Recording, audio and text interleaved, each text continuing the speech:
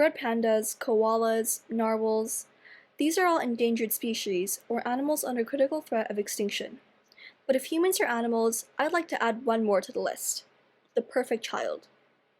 Now, what do I mean by perfect child? If we break it down, it seems pretty simple. Perfect, an adjective describing the absence of flaws. Child, a noun referring to those under 18 who are legally permitted a limited amount of rights. Now, if you didn't know that this was a TED Talk, at least now you will.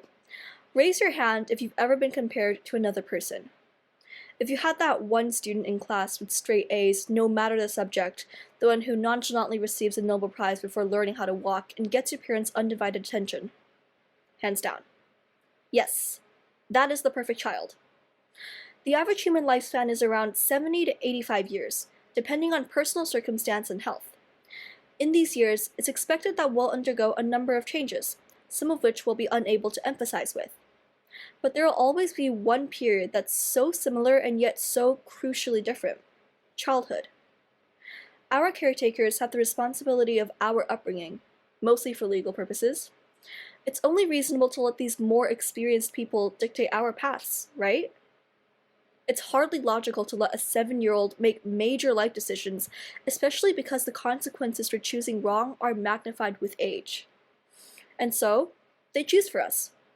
They warn us not to stray too far from the path that they've paved with lessons learned long ago. We're told that the ones who reach the end of this road the fastest are the ones whose futures are the brightest, the ones who get further ahead.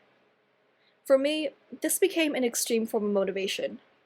It instilled a want, a need even, to prove that I can, in fact, run faster. Now, of course I wasn't alone. My classmates and I sprinted even, just to reach that finish line.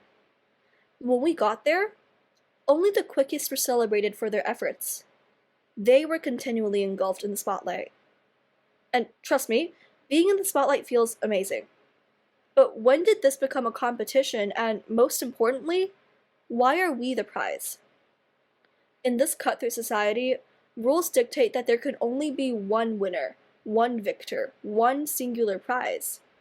But when being number one isn't an achievement, but rather the norm, that's when we begin to crystallize into another medal to display on that ever-expanding shelf. We're no longer told to run fast, to go faster. Instead, we're now told to be the fastest. Why is it that children, the ones whose parents are supposedly the most proud of, have no longer become humans yet to reach adulthood? Why is it that we, the progeny of our parents, have now become their status symbols? Biologically, children are their parents' extensions in many ways, but is it reasonable or realistic to equate each good grade, each new piano level, every additional mile ran as their singular objective? By instilling the belief that one's personal achievements should be compensation owed to another, rather than a reflection of one's own desire and capability to succeed, we are also unwittingly propagating the belief that the efforts of the individual and their work should exist to satiate our desires. Qingzhou, an assistant psychology professor at Berkeley University, conducted a parenting workshop catered towards Chinese immigrants raised in a traditionally authoritarian setting. Developmental psychologist Diana Baumrind defines this parenting style as being rigid, punitive, and verbally hostile. It's better known as tiger parenting, which, for the record, isn't limited to any one demographic. Based on this study, Ms. Zhou remarked that children raised in authoritarian environments are more prone to exhibiting maladaptive behaviorisms, which could resurface and negatively impact their relationships later on. I grew up surrounded by people whose reasons for attending competitions was commonly because my parents told me to. It's great that they went, but I think that shouldn't have been their only reason. It's okay to want to succeed, and it's okay if that's what motivates you.